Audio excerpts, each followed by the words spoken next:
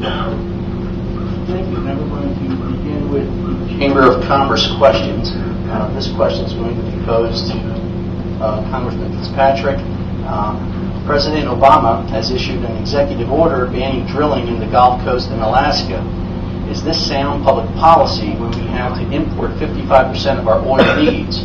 Would you vote in favor of more active drilling to both create more U.S.-based jobs and help relieve our dependence on foreign oil?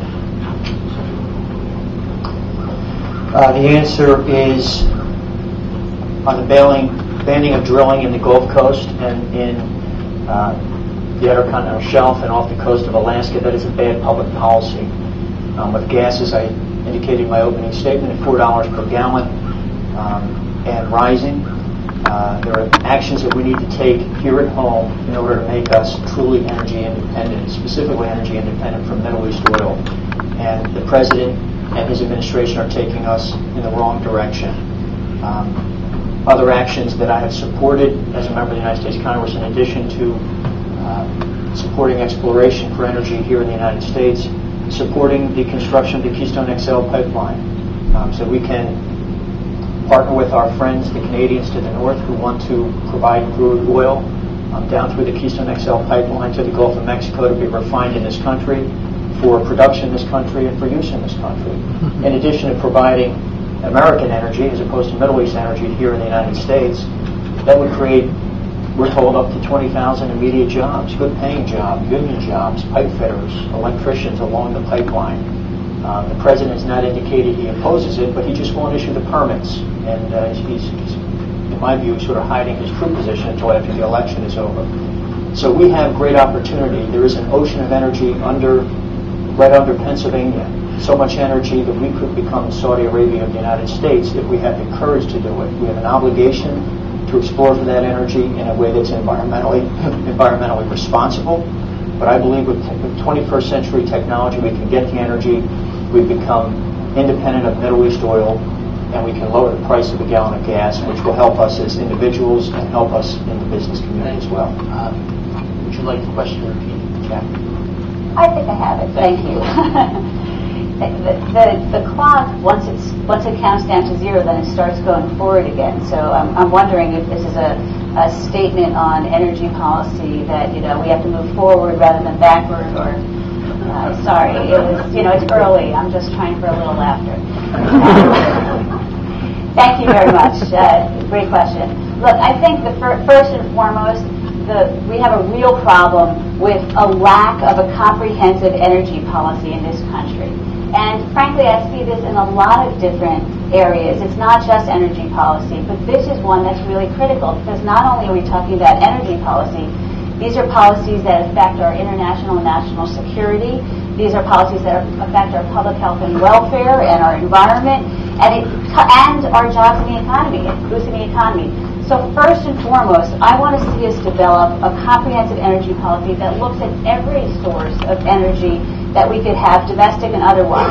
I think it is critical that we do seek energy independence and we reduce our reliance on foreign fuels. And I would do that in this comprehensive plan, I would look at every source. So we have the great fortune to be in an area, we have so many local businesses that are working on many forms of energy. We've got geothermal, we've got solar and wind, and we've got all kinds of sources looking at. We have to make sure on every one of these, when we look at every source of energy, we have to start with public health and the environment and safety, because the last thing we want is another Gulf oil spill, right? We don't want to have to correct something that happens after the fact. But we do have to explore every source of energy that we can to reduce our reliance on foreign fuels, lower the gas prices, and so forth. So I would like to see us end the big subsidies that we still have in place for big oil and gas companies, and put those tax credits and other into the local domestic sources. Thank you very much. This question. Point of order. Do we get an opportunity to rebut, since Ms. Bufar didn't answer the question whether she's in favor of banning drilling in the Gulf and Alaska? As we talked outside, I would prefer you use the time allotted to you to answer the question, and if you have a rebuttal, by all means, use the time allotted. This is for Catherine Bufar, if I may. When the Sherman Act When the Sherman Antitrust Act was originally enacted in the 1890s, unions were subject to the same antitrust laws that corporations and businesses were. The Clayton Antitrust Act, passed in 1914, exempted unions from the antitrust laws of the Sherman Act. Would you be in favor of repealing at least a portion of the Clayton Act that exempts unions from antitrust laws?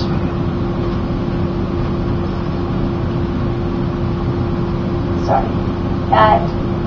Look, I think that we do not spend enough time, frankly, thanking unions and members of labor for the work that they've done in this country to move things forward for the workers. And if you look at many of the rights we take for granted, 40-hour work weeks, child labor laws, safety law, OSHA regulations in our workplaces, these all came because of the things that unions fought for. And I think that there's a very different situation when you talk about these kinds of laws and anti-trade and all those things. You're talking about people as workers are in a very different bargaining position than those that are subject to these. So no, I would not shift this law. I support the situation that we have now. Mr. Fitzpatrick? I wouldn't say no. Let me just say, first, I think that we do thank labor. I know I thank labor all the time. I thank small business for the commitments they make to our community, for keeping America strong. And we need to listen to both labor and business communities as to what we need as Americans to move the country forward. I spent a lot of time over the last 3 to 4 months meeting with employers and employees throughout Bucks County about what Washington does that hurts their ability to expand and to grow and to invest in their businesses and to create jobs, and what they're looking for from business.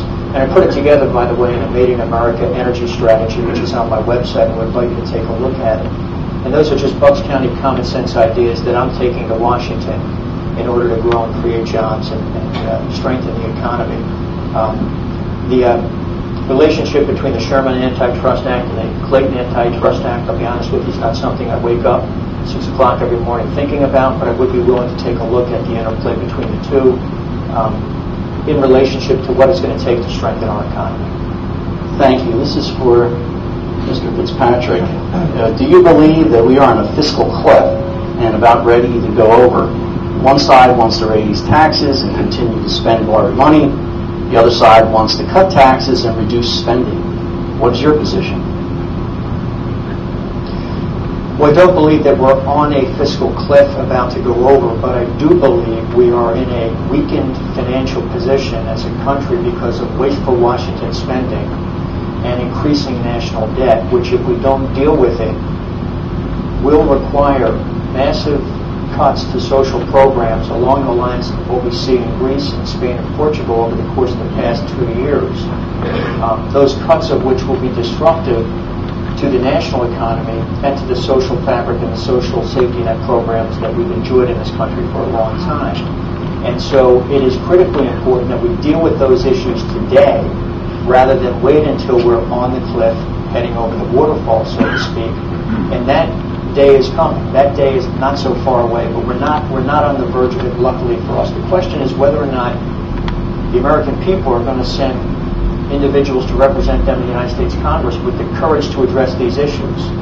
I have addressed these issues over the last 18 months to 2 years. I'm being criticized for taking strong positions with respect to wasteful spending and the long-term debt obligations of this country. I'm for a balanced budget amendment. I'm for strong budgets that take care of the disabled and the poor and those at the margins of society while still being fiscally responsible. So I think a fair combination of smart reductions in government spending together with pro-growth economic policies and ways to raise revenue through comprehensive tax reform would be the correct approach, and the approach needs to be balanced. Thank you. This is good reply. It's good fun. Thank you. Thank you for asking the question. This is one of the examples of why a broken Congress that's not working together to move things forward for all of us has consequences on us. And look, this should never have gotten to this situation. We should never be waiting until the brink of an emergency to make the hard choices that need to be made. And, you start, the question was even phrased in that context. One side wants to do this, one side wants to do that. Look, I don't look at things as Republican ideas or Democratic ideas. I want all the ideas, all the good ideas on the table.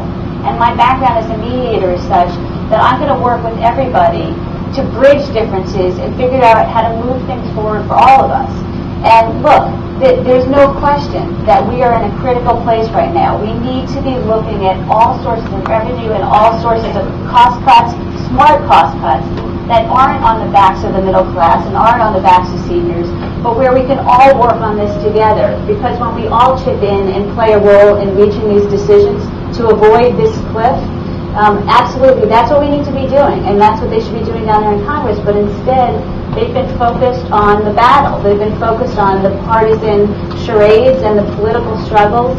I want to focus on getting things done. This is one of those areas. Thank you.